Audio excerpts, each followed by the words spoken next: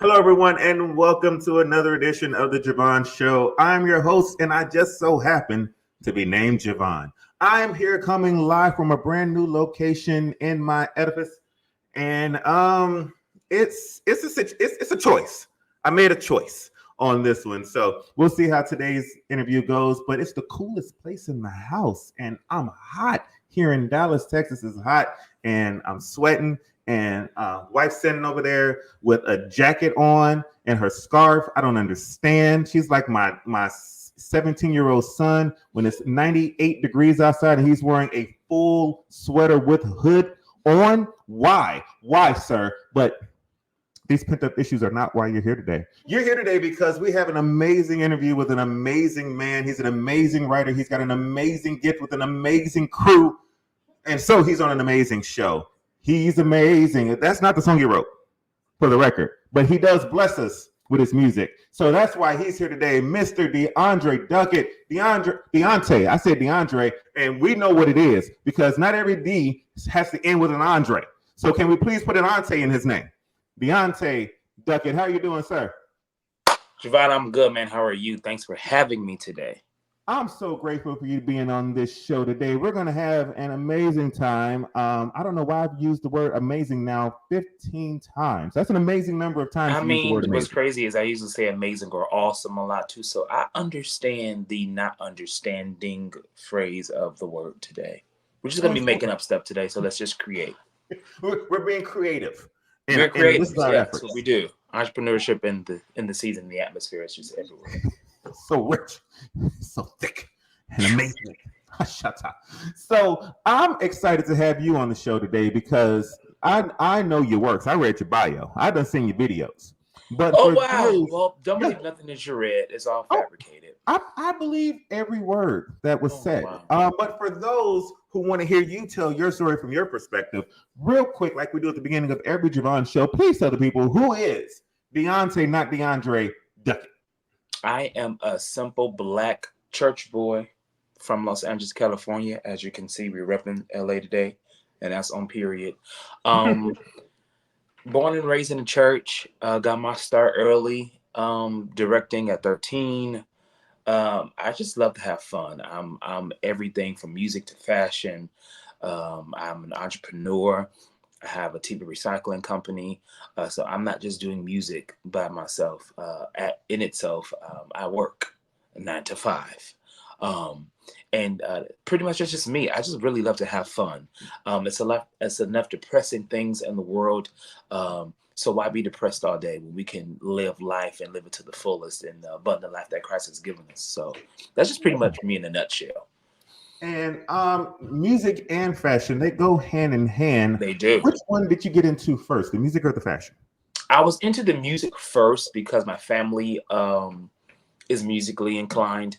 Every May, the May family, which is my mother's side of the family, would have a concert. And that's kind of where I got my start from. My grandfather, not kind of, but definitely pushed me out there to orchestrate and lead and put the concert together. And I would do stage props, and before pipe and drape was a thing, I would get like these cardboard post pillars, and I would staple curtains to it and get lights, and just it'll be a hot mess on the back end, but the front end, you'd have thought we was at a cathedral. But interior design as well. And decor. But that was my start. And then the fashion came kind of later. My aunt would take me to the mall and make me carry her bags just because she wanted to be lazy. But it gave me, women, they want you to just go with them so you can carry the stuff and pay for it. Praise God. I love them. I love y'all. But it gave me the passion and the drive to start styling. And I started styling my family for the concerts. I would style them. And then when I joined Los Angeles chapter of the Gospel Music Workshop of America Young Adult Choir, I became one of the stylists for the choir, and I would pick out the uniforms and dress half of the choir for that. And then that kind of pushed me out there as a stylist, and I would just start styling other choirs and other people, and it just kind of just went from there. But it's more music now than it is fashion. I mean, I dress my choir, Mhm. but And isn't that really the reason to get a choir, just so that you can style them? Because listen, I remember back in Chicago when I had my my stuffed animals as my yeah, choir, and yeah. when I say that they were sharp and coordinated, Well, see, my choir didn't require uniforms black and because white. they're perfume bottles. Ah, So there was no way to put garments on them. And then wait a minute, your there were favorite made up choir was the perfume bottles? no, my favorite made up choir was okay. So my grandfather was an electrician, and there's this thing called wire connectors. Mm-hmm. That was my favorite choir because there were different shapes of the wire connectors, and then there were different Mm-hmm. colors. So there was green, not green. There were orange, there was yellow, and there was red. So I would have the orange one color would be the altos, the red would be the tenors, the yellow would be the sopranos. Oh, So nice. that way you knew who was what. See what I'm saying? Mm-hmm. That was my My, favorite because perfume bottles, it was so many different right. Shapes sizes and and stuff. It was like sizes. multiple Right. people, but the wire connectors had Mm-hmm. organization and uniforms. Hello. So Mm. that was my yeah.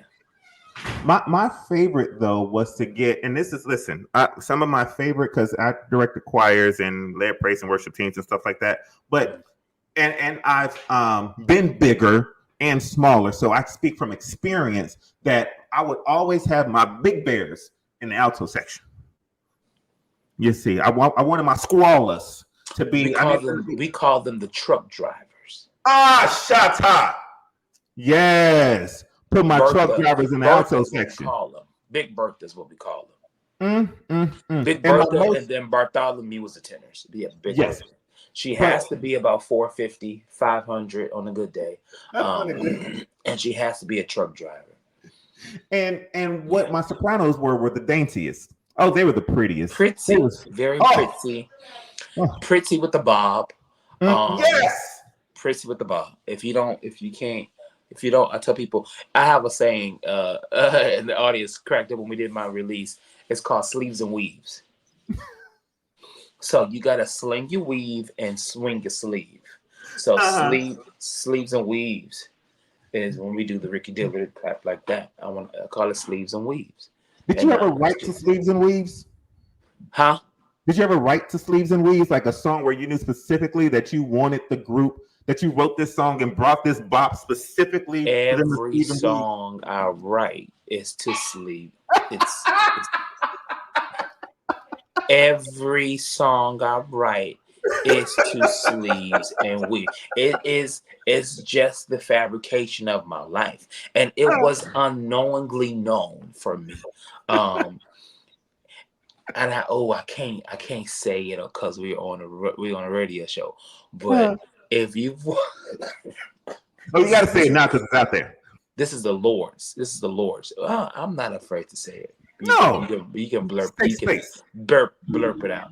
But if you ever watched Step Brother, and they say boats and hoes, so that's sleeves and weaves. So it came to me right during that movie. I said, "This is perfect. Like this is what came." So God gave me that. He did. I now want to write a bop now to sleeves and weaves, specifically using the word sleeves and weaves. There has to be a gospel song that we can write, even if it's on this program and we let somebody take it and further it the ministry. Put sleeves and weaves in there. If I do it, it will be for I would do it for like a sketch. Sleeves and weaves. I don't know. I would do it as like a comedy sketch. Mm-hmm. Do you plan on bolstering your online social media ministry with more comedy and kind of boosting that profile? That is the plan. Start for a reason. That means if you call the first time, you can't get in, so stop calling. That is planned. So I originally was using my TikTok as that. Okay. But I'm bored with TikTok. It's like I don't even have the energy because I waited too late in the game. But not necessarily that. I just got over it. But once I do the separation of my page from the choir, once I get the choir's page where it needs to go, and then I can start putting more of my comic stuff on my personal page. But yeah, I am going to do more comedy sketches on my page because there's a lot of funny things that the Lord has given my brain that the earth needs in this time. This is the There's a season for it. We sound. need it. There's a sound. The sound of laughter. Yeah, it's a good chuckle. It's like a hyena in heat. Yeah.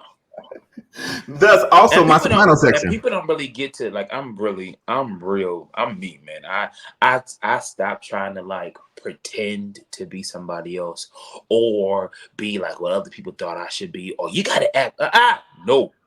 When I tried to do that, it didn't work. And I got caught up in a whole lot of unnecessary donkey stuff because I was pretending to be something God didn't ordain me to be. And now that I found myself understanding who he created me to be, and I'm honestly at peace with him, I found a peace. And I don't want to get off topic, but my brother Travis Malloy, I love him so dearly. He just did a post the other day, and I thought I could paraphrase it because I can't remember exactly how he said it or how he posted it, but he said a privileged woman, and we know what he means by privileged woman. He's on the plane, and we're not going to say that he was in first class, but he was in a very good seat. That's right. That's the way he flies. Yeah. He was in a very good seat, and a privileged woman walked up to him and said, "Excuse me, sir, you're in my seat." He looked at her, and he looked out the window. And she looked at her ticket, and she kept walking and realized she had it wrong. And that's the type of peace that I want when you don't even acknowledge. You know, and that's just when he posted that, he said that's the kind of peace that he has. It struck something in me because that's the peace that I'm growing into having, because I'm in the season to where I'm not even going to address what doesn't make sense. A peace that not only surpasses understanding, but creates its own understanding. It surpasses it and it creates a new realm. Yes. Of understanding. Because I know my dad, who is a theologian, and I wish he'll have his church, but because he's not where he needs to be to do that, it's falling on me, and we okay with that. He was like, "You got the influence." I'm like, "But you got the wisdom." Anyway, that's a father and son. I love him to death. Love you, Dad. But he said to know something is to have an intimate encounter. Like, I could know of you, never talked to you a day in your life, but I know of you. But now that I've had a conversation with you and got to know you, I know things about you because we've had an intimate encounter. Right. So now I know you. So when I have that knowing of who God is, because I've had an intimate encounter and an intimate relationship with him, there's things that I know about me that there's nothing you can say about me that shakes the truth and the foundation of what God has put into my life, into my brain. So say what you want. I know who I'm called to be because I know the him in me. So I ain't got time. I'm okay. Boy, there's something that comes with peace, though. Yeah. Was there a peace that you were able to receive when you decided to take on music and to take on this fashion, to take on design? Was there a peace that hit you with it, or was there still a feeling of, I think this is what I'm supposed to be doing, so let me go and get into it to see if this is where I'm supposed to be? The peace didn't come until roughly 22 into 23. Oh, recent peace. Recent peace. You recently got peace. Recently got peace because that's when I had the knowing of who I was really supposed to be. Who What did you think you were God, before, though? I was not trying, I was living in the shadows of people.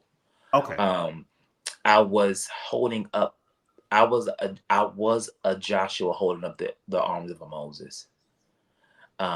I was assisting somebody else's career and pushing other people and helping other people go to where I thought they should go, but they didn't Mm, want to go. And I'm pouring all of my resources, all of my things into multiple people, and not just one. It's multiple things that I mm, was giving my giving myself and my things into, putting my dreams and visions that God had given for me. But mhm, because I didn't understand or didn't recognize my own influence, my own power, or didn't even realize I could do it on my own, I was doing it for other people. And then God said, I called you to do this. I've mm, been having you do this since you was 2 years old. You know, they wasn't there when I had you lining up these perfume bottles. They wasn't there when your grandfather sat you down in front of the TV screen and had you watching Willie Neal Johnson, and your auntie had you watching John P. Key, and watching you watching Hezekiah Walker for hours and hours and hours nonstop. You drawing the choir and the choir standing, you making them shout because they didn't really know what the Holy Ghost was at that church at that time. You know, I gave you this, mm, and you never fit in because you was called to be different. You was called to lead, but you had to learn how to follow. So 25 years I followed to learn how to lead properly, and I'm wow. still learning. I don't always get it right, but every day I strive to be a better leader because God has entrusted almost 40 people into my hands, and I have to make sure that I am accountable to each one of them, so they can be accountable to me. Who are the top three people that wasted your time? Take your time in answering the question. I'm just playing. We're not going to do that. This isn't the Larry Reed show yet, but we're going to get there one day. He said, yeah. And you know, and I am in the season to where I don't even address the waste ah, because it was never a waste. mm, Um, it all had a value and a lesson. yeah. Even the most ugliest, darkest Mm, season of life had a purpose, because if God allowed anything to happen in my life, it had a value, and mm, I had to learn something in it. So I would never say that I wasted time, because um, there was always something great in following. I learned a lot. But when that season ended, I had to go, yeah. because now I had to enter into a new chapter, and God was placing people in my life. I mean, for about 10 years, he was adding different people into my life, relationships, and he was building things because he was building up my ministry, not knowing that, oh, I was going to pull you in to sing alto. I was going to pull you in to sing soprano. I was going to pull you in to produce. I was pulling you in. He was strategically aligning everyone so that when I did this big expansion to my ministry, it was for the specific time, and he had to allow me to be connected to this person, be connected there, to learn that, to get hurt there, to get ridiculed there, to get backstabbed there, to learn how to protect that one, to cover that one, to block that one, to recognize that from a mile away, so that I can now see clearly what needs to be seen. How did you get strategically placed to present a song for one of the greatest gospel choir masters of all time? Glad you asked that question. Um, GMWA, the Gospel Music Workshop of America, people can say what they want to say about the convention. I Mm, am a lifelong member of that convention because of this specific purpose. Nothing is perfect, just like church. Everything has its issues. But this specific convention is the reason why I have any placement, because I was given the opportunity to present my music to multiple chapters, to multiple musicians, to multiple singers, to multiple choir directors and multiple choir members. Can you write for this choir? Can I take this song and put it on this album? You know, and throughout the whole process, God connected me to a gentleman named Quadra Salters, um, who is originally from Quad is originally from Memphis, but he lives in DC now. And Quad is the MD and one of the producers for Ricky's album, well, Ricky's period, but his Choir Master 2 album. And during the process of Quad and I working on my record, we're creating the demos. And I guess one day he's driving to rehearsal or to the church and he's playing one of our songs. And Ricky hears it and was like, "Who's that? That's hot. I need that." And from there, he just, we were like, "Bro, Ricky is interested. Give it to him." Okay. Give it to him. Just give it. Choir master. Just go. Let's go. Whatever one, however one, whatever. Yes. And from there, it created a great relationship between him and I. And the rest is history in the making. Wow. So just by being in the right place at the right time. Right place at the right time. Yeah. It's all about anything in this gospel industry or industry period is always relational. Your talent is great, talent is amazing, but your character and relationships is what keeps you where you need to go. The talent gets you to the room, but your relationship is what keeps you in that room, and your character is what keeps you in that room. And you got to do it right. You can't sleep your way to the top. It ain't gonna last long. They're gonna find somebody else.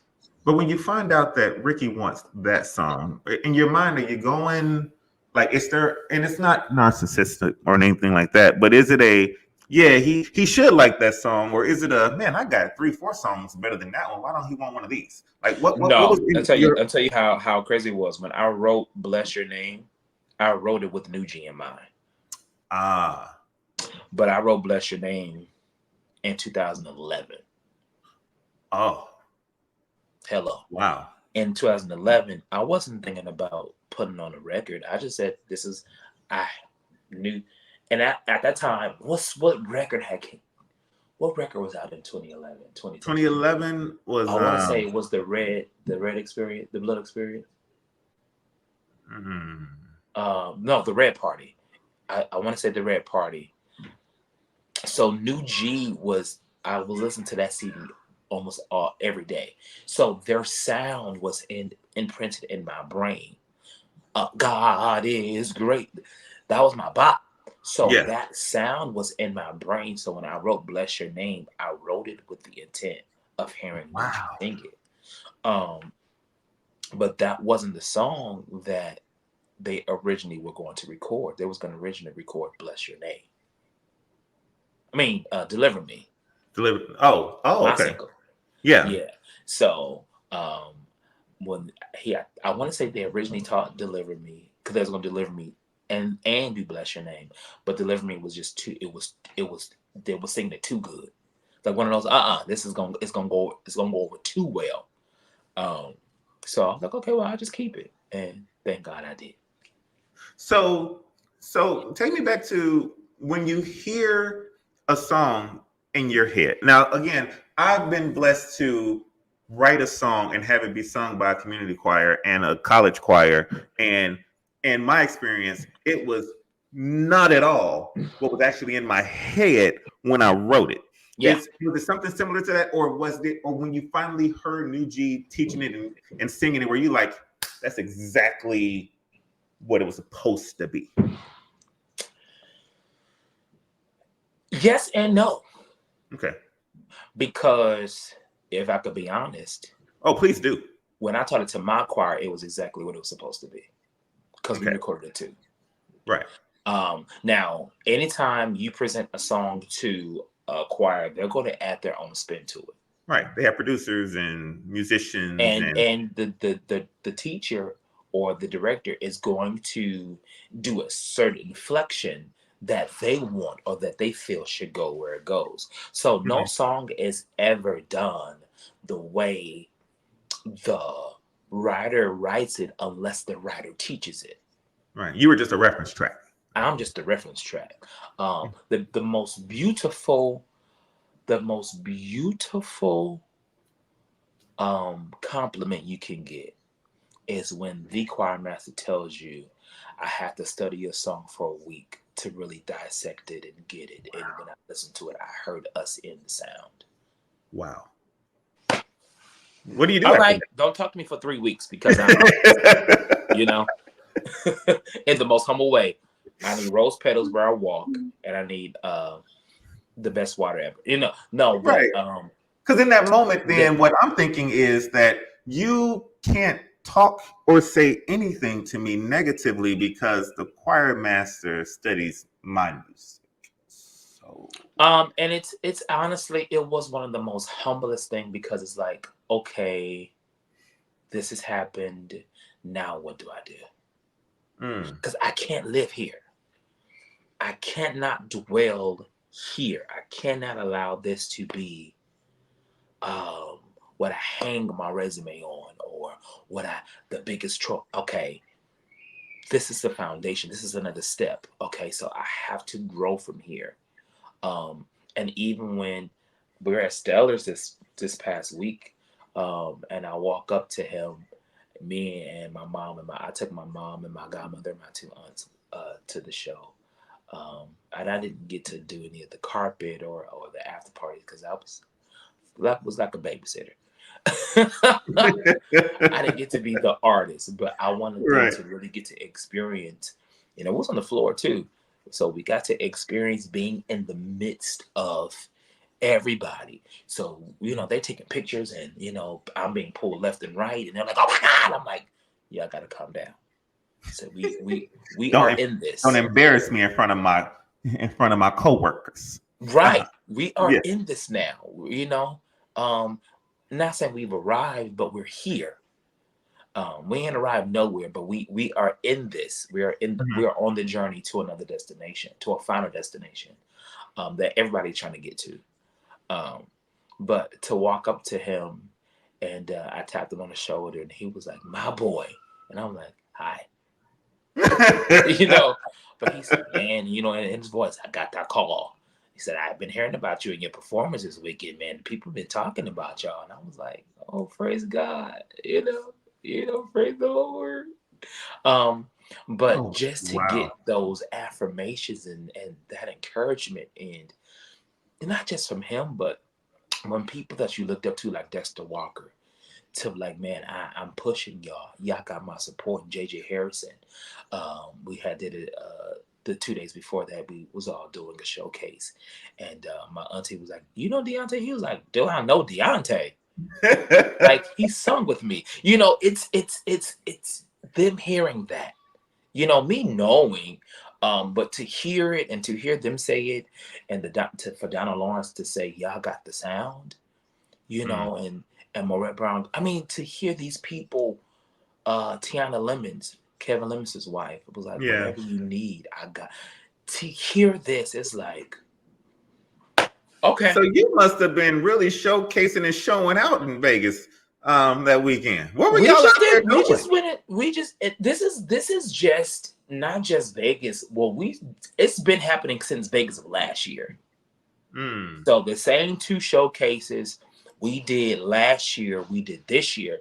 The exact same two events had the same exact responses. The only thing that happened between them was Ricky's release, Vanessa's release. So now the people's like, "Oh snap, he's really doing this," and I'm like, I don't even try to like think about it. I'm like, okay, so what do I do next? Because I can't. One thing my home pastor taught me is don't believe the press clippings. Because one week they're gonna say Hosanna, next week they're gonna cry crucify him. We see it happen all the time. 1 week we praising Kim, next week we turn her down. So I don't even dive into the accolades too much. Not that I don't appreciate them, because I love them and I appreciate it and I thrive off of it to work on the next. But I don't gloat and praise and dwell upon it, because if you do, you start swelling here, and then pride comes before a fall. I can afford to fall. I can't afford to fall. Yeah, I guess that makes sense as to why I've never gotten accolades, because my head would get too big and I would fall. And I think I'm just gonna keep staying straight up. But listen, if anybody wants to accolade me, I'm ready to fall. Give it for to the him. record. I'm ready to Accolade fall. him. Accolade me. Accolades like an Escalade. No, I can't get my kids, family. Nobody accolades me. I don't believe that. I need a couple of accolades. I don't believe that. Any accolade will do. Well, I'll say this. I haven't got a chance to watch your show, but I'm going to now. But that introduction, thank you. You're crazy. And I realized when you inquired did Marquise tell me about your show, I was like, no. And he's like, well, there's no. Then I realized just from the interaction and then all these people that you've had on your show, don't try to act like you ain't. Get out of here. I'm just a servant. You're so humble. I'm just a servant. The Lord used me as He will. I will see the goodness of God because He has given me a gift. Yeah, good night. And I just tried to use it for you woke up. But I don't think there was even screws invented when God created your brain.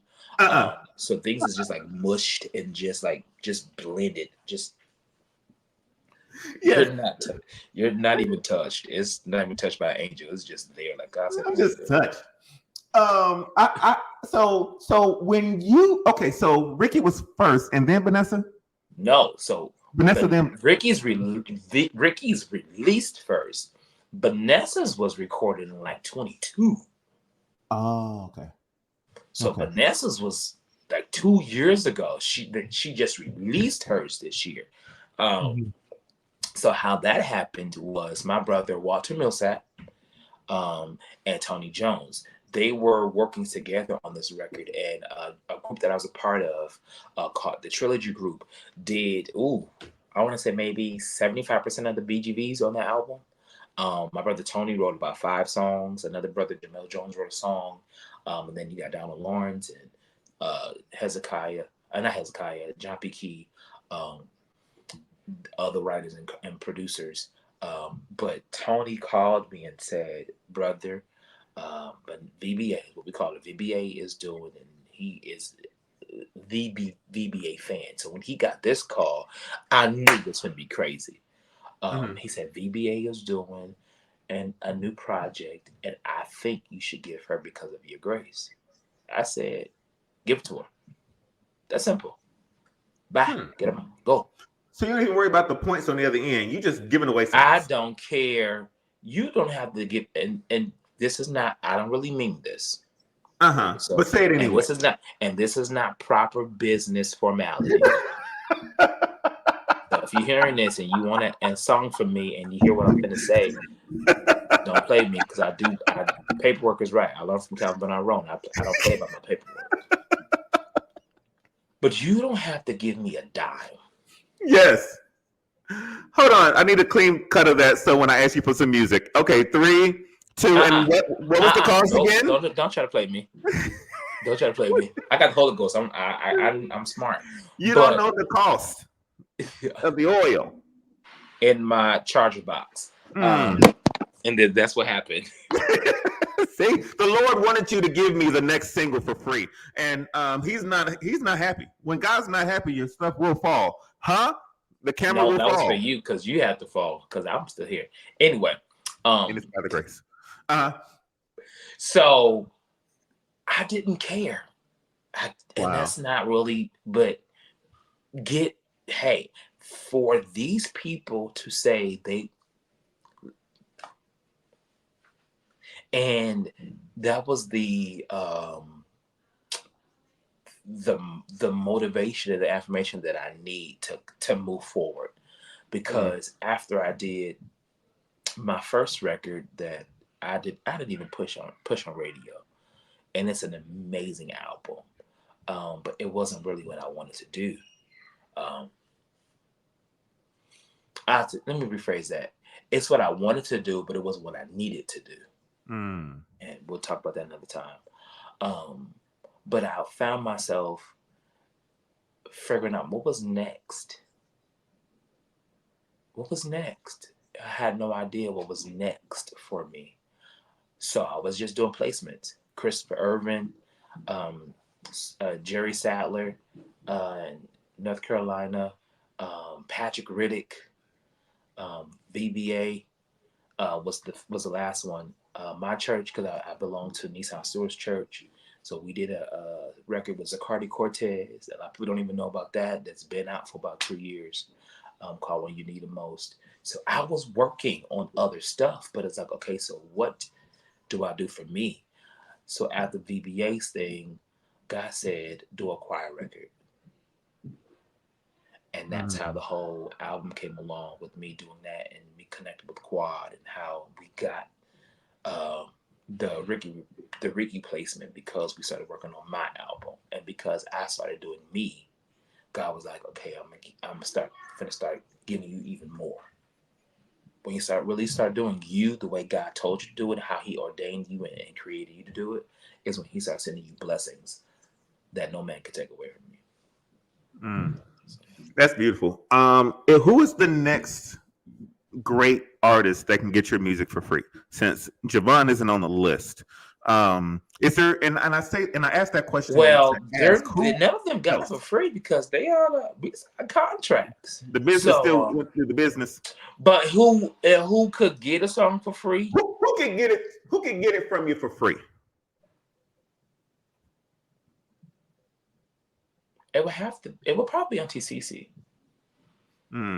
Reason being, and this is people probably think this is a made up story. I ain't got time to make up stuff. We got receipts for this. My family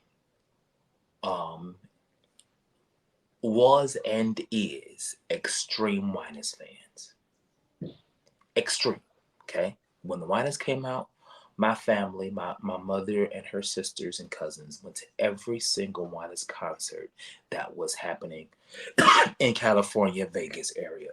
And they were known as the Scarf Girls.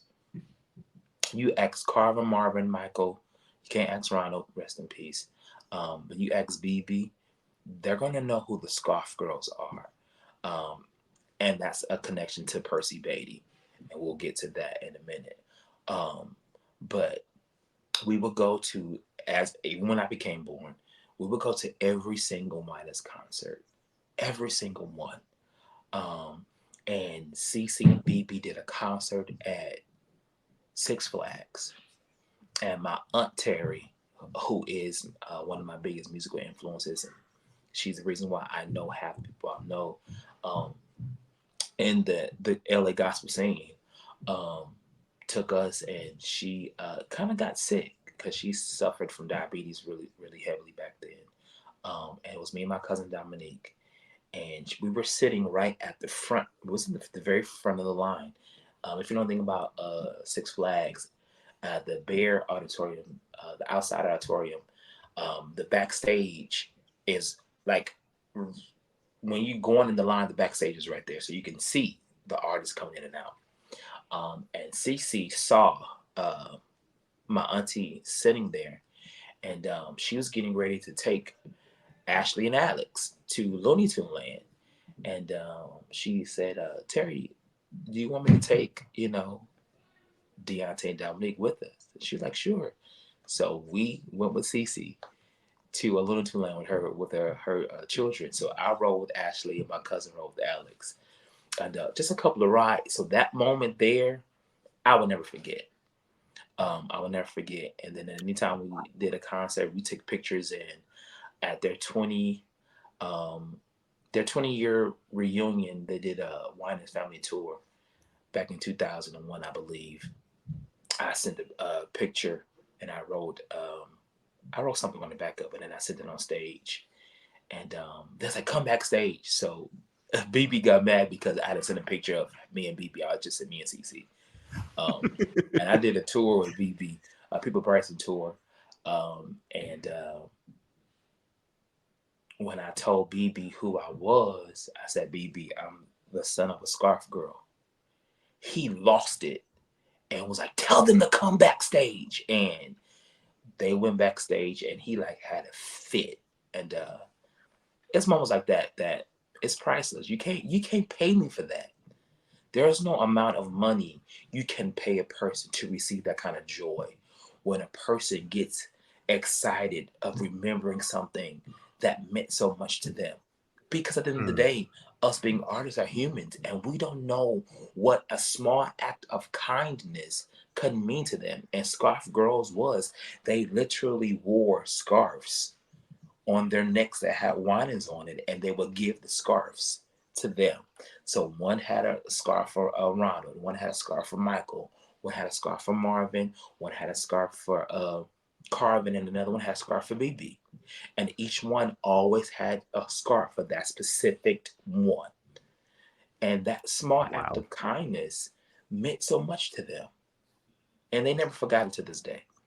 So to come from that, Cece can get whatever she wants. That's a beautiful story, Doc. Thank you. Thank you and that. I wish I could make that up, but that's real truth. It's real truth. And it kind of ties into, and you didn't even ask this, but I'm gonna go ahead and give it to you because we're here. But this last Stellars, we did the Urban Soul Cafe. It was an honors to a lot of radio personalities, industry people, and artists. And my choir got the opportunity to tribute Percy Beatty. So Percy back then was musician for the Winans. So Percy knew the Scarf Girls. So when Quadras told me we were doing the tribute to Percy, I was like, oh, this Uncle Percy, I gotta bring my A game, right? So mind you, it was about 200 people in this room at the beginning of the showcase. By the time we got to our tribute, it was maybe 12 people in the room. But as long as Percy is still there, we're gonna sing like the room is full. This is just last Friday, 2 Fridays ago. And we did our thing. Julian Cross sang Down. Titus Shower sang Down, and Shauna Dominique, they sang Down. And Percy was like, man, y'all sound is ridiculous. Lonnie Hunter was like, y'all arrangement of the stuff was priceless. He said, they saved the best for last. I'm like, don't say that, please. I don't like that kind of stuff.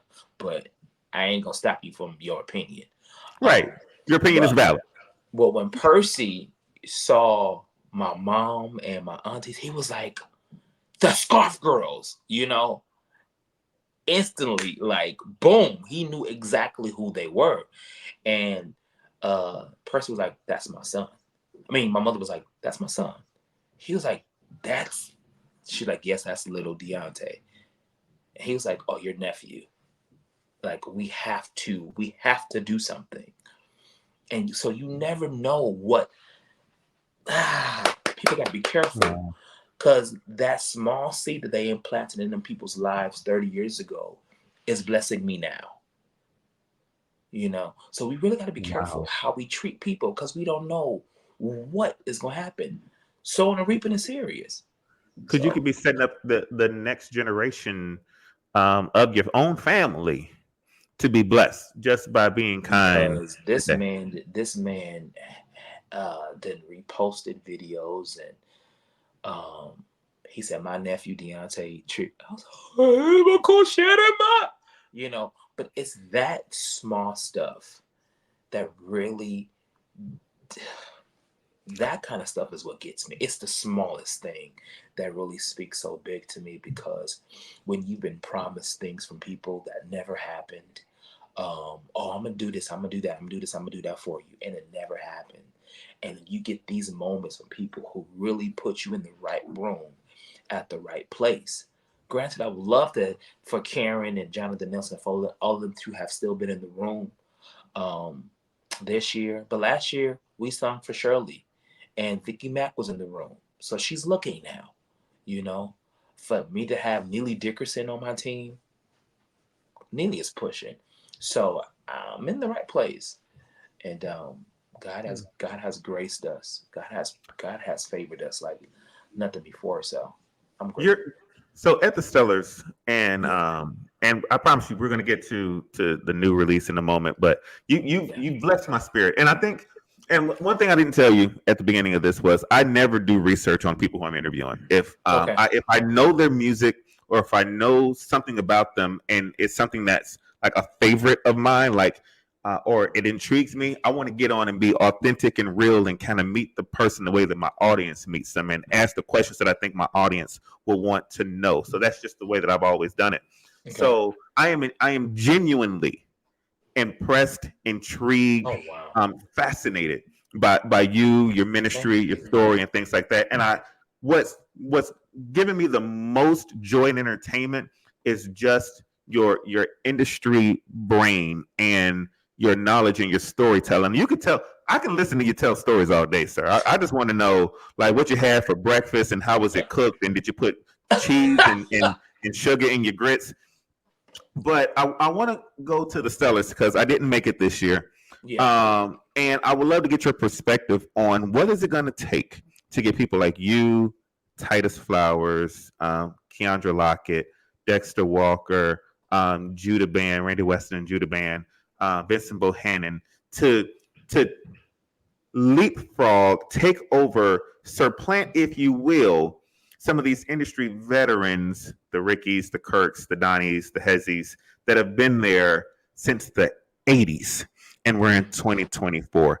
Is there a new wave coming? Will that new wave be able to have the same level of notoriety and stability, for lack of a better term, than what's currently in place right now?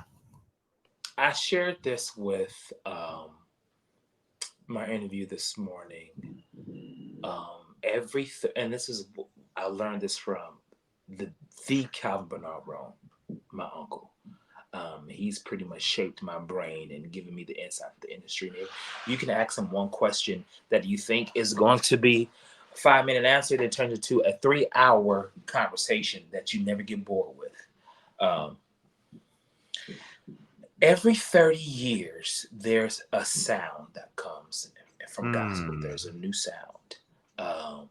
You think the first was the Hawkins with Oh Happy Day that created the contemporary sound. Then you had Andre Crouch and all of them who kind of built upon that, you know. And then from that was like the 60s, 70s, right? 30 years from the 60s was the 90s with Kirk Franklin. Kirk shifted the entire new contemporary gospel scene. We're right at the moment to where we need this new sound. We're at the 90s, 2010, 2020. We're getting close to 2020. We're trying to see what this new wave is. Who is going to be that general? We don't know. Okay. I don't know. And I can't even say it's me. I can't say that. But I don't think it's been seen. I don't think it's been heard. People thought it was going to be the CCM sound, but that's not us. That's not our culture. That's not. We tried to make it for a while though with KCJ and with here's the issue with that. Here's the issue with the authenticity of that. We only are successful in what we authenticate, not in what we adapt. Okay? You can try to be like somebody else and it can work, but you won't be successful until you create what you are organically ordained to create. You know, when we try to do what the people do, we ain't successful. But when we do what we are known for is when it launches and it goes forward. And it's not the CCM sound for our culture. That's not us. It don't pull the heartstrings of the people the way God does. And even the way Melvin has rebranded that song, it still makes you feel the way it makes you feel when just did it back in the 60s. You still get that feeling, although it got that country beat, you know, and it got that bop. You still feel because it's the words that make you feel what you feel. So when there is the same method, the same message, but a new method, I kind of feel that's the route we're going with keeping the same message, keeping the same foundation, but it's like putting the old, it's trying to get new wine out of old wineskin. It's just not gonna work. Um, but what it's gonna take is from some of the generals to actually pass the torch. They gotta That's pass what the Kirk tried torch. to do with Maverick City, though, right? He tried to pass the torch, but he tried to pass it to what I feel. Maybe I'm not as strong in my knowledge of it, but what seemed to be a CCM sound. Do Lord Jesus, Help me out now. do you think? Okay, so I'm not trying to Mm. move into that because when I go there, do you think that was him passing the torch or latching onto what is relevant and current to stay relevant and to stay current? Because let's be honest,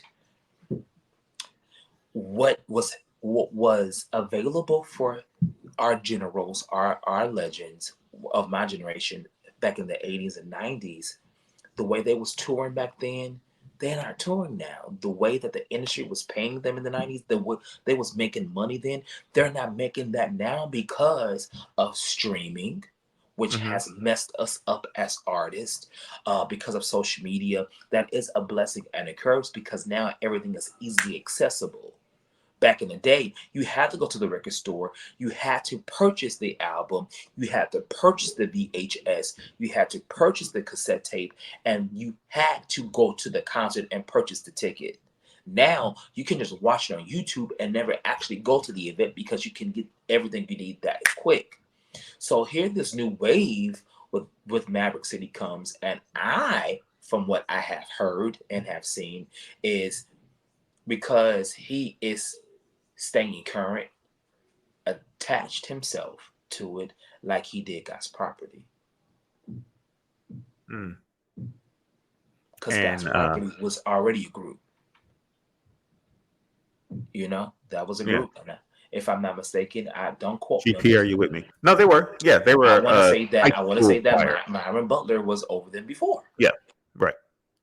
Mm-hmm. So you got to think he had the family. Then he did the family. He did God's property. Transition. After God's property, he did the One Nation Crew. Then after that, people talk about the way and dance. Sorry, you can't say that, and then I not want to lift my hands, because all the things I've been going through, I telling love you, Candy only West. I love you, Marquita Knight. I love yes. you, Nick Burrell, Shaniqua Burrell. I love Mm-hmm. y'all. Them was my sisters. I love. And I'm just gonna throw this one out here because you mentioned the name of someone who I love so dearly, Candy West. Pastor, respect her name, Pastor Pastor Candy West. That woman got you're the long Holy overdue Ghost. for a second interview on the Je Vaughn Show. Come back. And to your sister Peaches. Peaches, she's here with us. Peaches, she's there with who? Where? In California. Peaches in LA now. Yeah, she is. She is. I And love she, Peaches. if you ever need a good entertaining read, just go to Twitter or X. Go to X and just read a Peaches tweet, and then it'll bless your life. I'm not going there. And I'll go there because I love her so much. No, I'm gonna watch her, but I'm not going to. When you decide to then put out your own project, I know we bounce over, and I know that my time is almost up, so I got to get to the heart of the matter. Why are you releasing your own project? Is your crew justified? And where do you want to take this gift of yours next? All 6 questions in a row. Go. Well, because I had written so many choir songs, I'm a choir head. I love choir music. I just love the sleeves and weaves. So I said, why not write for me? I'm a director.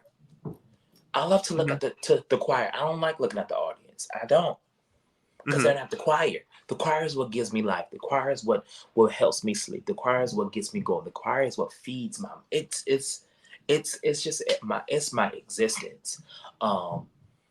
So I was like, why not do a record and let that be me?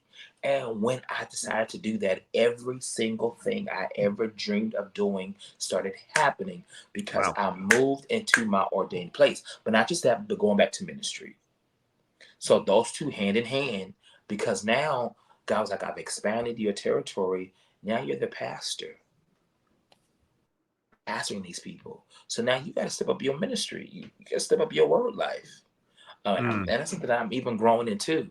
So that kind of helped me really, really revitalize the crew, revitalize my ministry, where I'm taking them.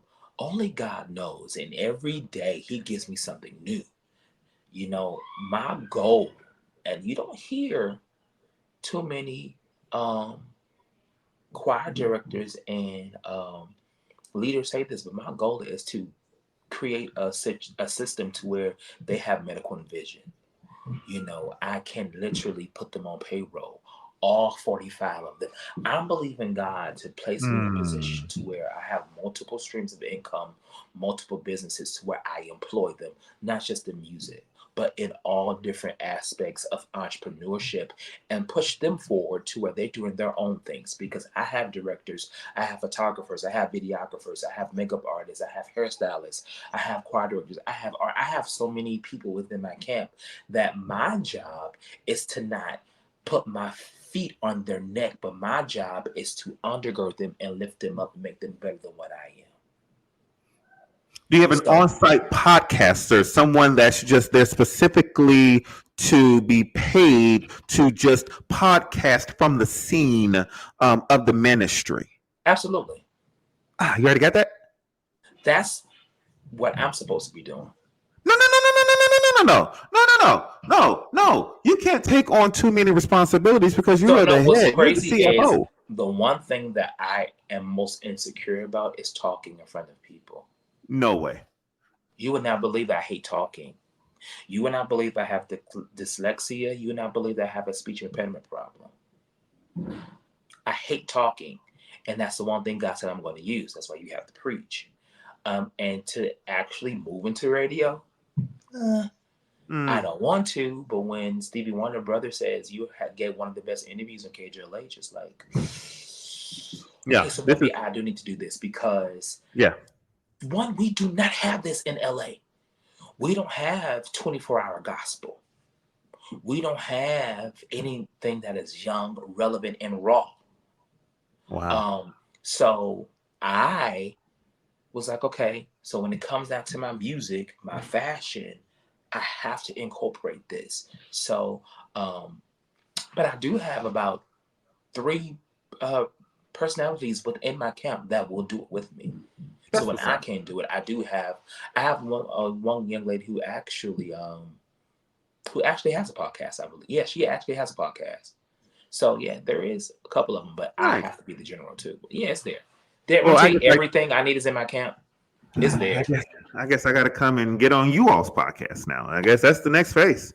Yeah, that's the next phase. We can go back here whenever you want. Yeah, I'm gonna have to go now. Just not on my off days. Not on my off days. Praise God. And this is why we take commercial breaks after an hour. We'll be right back after this. The one, the only Priscilla CC Winans -Love, First Lady. I know you from the Crowd family. BB and CC Oh no. Yeah. And with CC You So Fine, will you be doing more TV appearances to promote the album? Will you be on some of the new updated shows, Saturday Night Live, promoting this album? Y'all are crazy. I'm saved.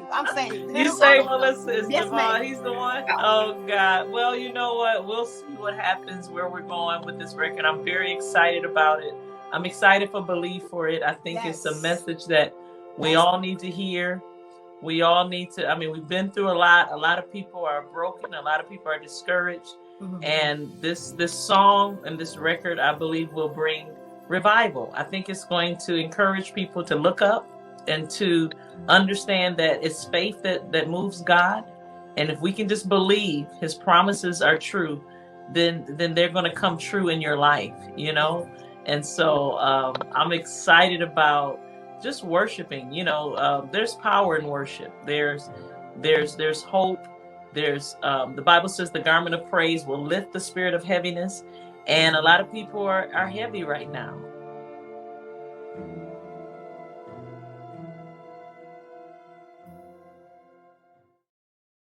We are back, and now it is time for the lightning round.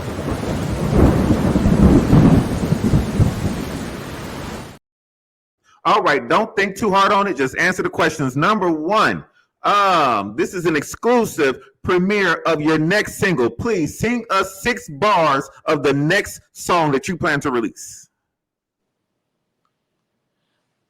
Leaning on Jesus, leaning on Jesus, leaning on the everlasting arm. Leaning on Jesus, leaning on Jesus, leaning on the everlasting arm. Oh, try to lean on Jesus, everlasting. That's not how that song finishes. Never mind. I thought that we had connected somewhere. Do you prefer radio or podcasting? Podcasting. Podcasting. Worst question ever asked in an interview.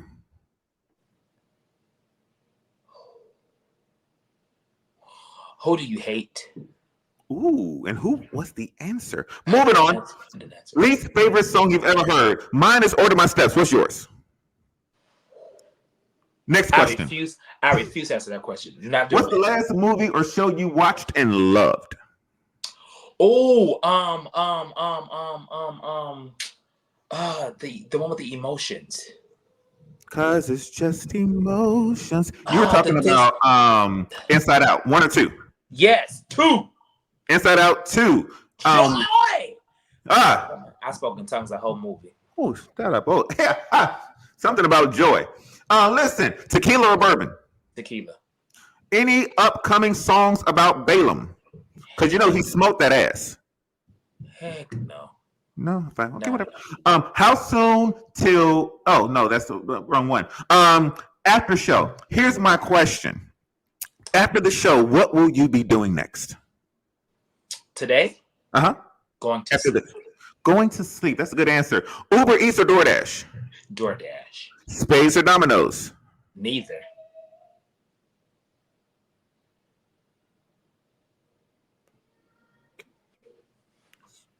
I mean, spades. If I have to pick one, but thank you. I'm hood, but I'm not that hood.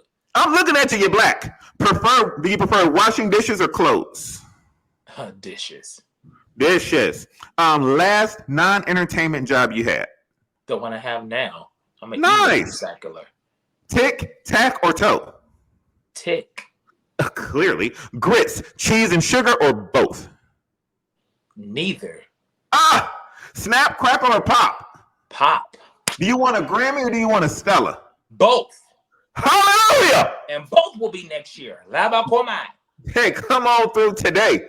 And then of course the very last question that I have for everyone. If there was a message that you can give to people listening to you, that's under the sound of your voice, if they only had 30 seconds before they made a decision in their life, if they only had 30 seconds before they went to experience the greatest joy in their life, if they had 30 seconds before they had to go to work, and that 30 seconds was your voice, what would that voice be telling them? Don't stop believing. That's that simple. Don't stop believing. Don't stop believing in you. Don't stop believing in the vision and the dream God gave you. Don't stop believing in what He has spoken over you. Do not die until you have breathed out everything God has breathed into you. It's not going to be easy. You're not going to always make the right decisions. You're not going to always do things right. People are not going to always go with you because some people have to get left behind. You cannot take dead weight, where you going. That's why, you got to pay for the luggage on the airplane, because if it's too heavy, it just cannot go. You can't take everything with you. Some stuff has to be left behind. That means some people, even some family members, you got to leave behind to go where God is taking you. I'm living that as I speak, because where God has placed me, what I paid for, what I have to suffer for is worth me giving up some things for. It's worth the sacrifice. So just don't stop believing in yourself, because if you don't believe, nobody else is going to believe you. For those who want to hear more of you, hear more about your ministry, and to follow you, how do they do so? You can go to my website, fresh off the press, at www.DeAnteDuckett.com. If you want to book us, you could book us in the request at mgmt@6xentertainment.com. You can follow me on IG at DeAnte Duckett. You can follow me on Facebook at DeAnte Duckett. I am not on Twitter. I am on TikTok. I believe that's DeAnte Duckett. Everything's pretty much my name. You can type in my name and find me anywhere. Sir, this was one of, and I don't say this to anybody because you can ask some interviews where I said that this is maybe one of my worst, and it's your fault. But this has easily been one of my favorite interviews. Wow. And I've been doing this only since 2020. Me. Don't gaslight me, sir. I don't. Ask anybody because I don't. But this has been incredibly entertaining, enjoyable, enlightening, uplifting. And I'm grateful for the connection. So I know that you will get your stellar before Dietrich gets his. And when you do, I want you to know that it was well earned, and that it was in a. So what happened? What I do? Brother. That is mine too. That's my brother, and I believe that we're gonna get one together because we finna do some stuff. Nice. And if you need someone to do an intro like they used to do on the Ricky albums, now, ladies and gentlemen, live from LA, DeAnte Duckett. You know, I can do that. And I can change words. If you have to do, and now. Ricky Dillard's New Generation. Yes, I know. But then, see, there's a line of people who want.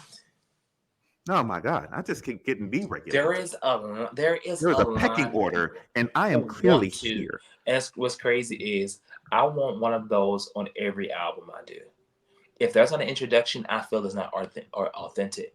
Yeah, but don't be sexist. I was mad because, and while you're watching this, I know you're gonna watch this. I was mad at first because they could not find my introduction for this last album, but we found it. We put it on there 3 days before the album came out. Hi, boy. That's favorite. That meant it was meant to be, and it was. And I'm going to have an introduction on every. It's going to be something different every time. But will there also be an interlude and a reprise? Next one. There's this next one that is happening very soon that I will start talking about soon. It's going to have a lot of different things that it's going to be. It's going to take us back to old school church. But it's gonna give us a whole new, different vibe. That's what's up. I'm looking forward to it. Hopefully, I need everybody in the building because I'm gonna put it out in enough time so people can get their tickets, their flights, and arrangements. Because I don't want no excuses from the Saints. If the Saints are coming from Dallas, Texas, and by the Saints I mean me, can I at least get some backstage access to do interviews? Absolutely. I want all the press. Absolutely. No. I'm not trying to be with the riffraffs. Like, what's that dude in LA that be interviewing everybody and be getting all the publicity and the promotions and everybody loving Terrell? I don't want to be. Put him over there. I don't want to be next to Terrell. I don't even know. I don't even know who that is. No, don't worry. You're not missing nothing. I haven't got on that show yet. Yeah, he's not worth it. If you haven't been there, then it's not even. I don't even know why he got a show. If you're not gonna put you on there, then why do you even have a show? I have friends who's been on there, and they was like, y'all would be crazy. I was like, yeah, I don't know, it'd be crazy. Yeah. Because the way you got with these lightning rounds, I don't know if I could do a song association. I was like, yeah. Oh, you got it. I was like tequila bourbon. I was like, neither. No, I'm not hiding that. It's fine. We're not gonna lie before the Saints. Listen, this has been fantastic. Not gonna lie to you. I knew it was gonna be great when I heard your music because the music is fire. And the fact that you don't normally or even this ain't your wheelhouse and you're this great at it means that you are about to be unreal and probably have the #1 podcast and radio show in the country. And then it's gonna just make me even madder. Let me find out you operate in prophetic like me. I do. That's fine. Operator. Anyway. That's exactly word association. Word association is what it was.